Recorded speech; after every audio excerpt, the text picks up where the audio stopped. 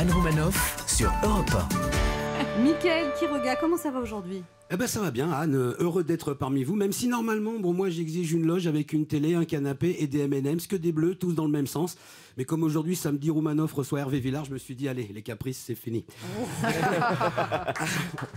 Alors,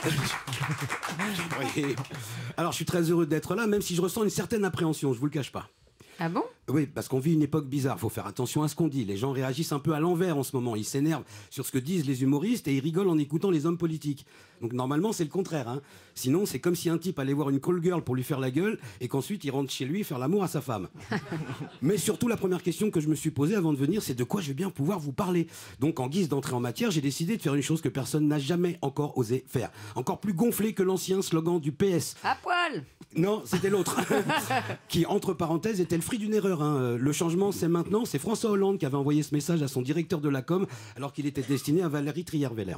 Ce que je vais faire, disais-je, est encore plus risqué même que d'attaquer le statut des cheminots. Je vais défendre Christine Angot. Oh, le fou! Ah ouais. Mais non, je déconne, je vais plutôt vous parler des ours. Et plutôt des ours femelles, comme dans cette étude de l'université norvégienne pour les sciences de la vie, où l'on apprend que les ours, les femelles, gardent leurs petits près d'elles plus longtemps que d'autres espèces. Oh, c'est mignon.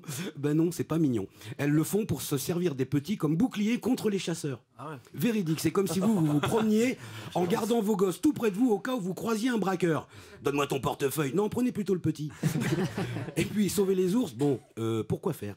L'ours n'est pas le meilleur ami de l'homme, c'est plutôt l'homme qui est le meilleur repas de l'ours. On n'a rien chez nous qui vienne d'un ours, hein. Je veux dire, on s'habille pas avec, on n'en mange pas. L'ours ne sert tellement à rien qu'on peut même pas en faire du maquillage. Alors pourquoi sauver les ours? Pour faire plaisir à quelques bobos dont l'amour de la montagne se limite à demeurer place des Vosges? Ben non, c'est comme ça, faut s'y faire. Il y a des espèces destinées à disparaître. Les ours, les rhinocéros blancs, les postes en CDI, tout ça c'est fini et c'est la nature. Et les bergers alors, est-ce qu'on y pense? Lui aussi, il aime ses bêtes. Quand l'ours attaque son troupeau, pour lui, c'est comme un deuil, car beaucoup de bergers, sachez-le, considèrent leurs animaux comme des membres de leur famille, comme un enfant, comme un frère ou comme une femme.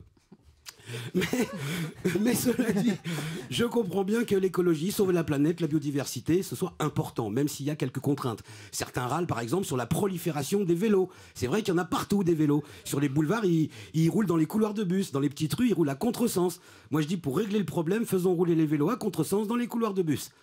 Ou non, mieux. Faisons rouler les bus à contresens dans les couloirs de vélo. Ça marche aussi. En tout cas, moi j'ai pas trouvé mieux.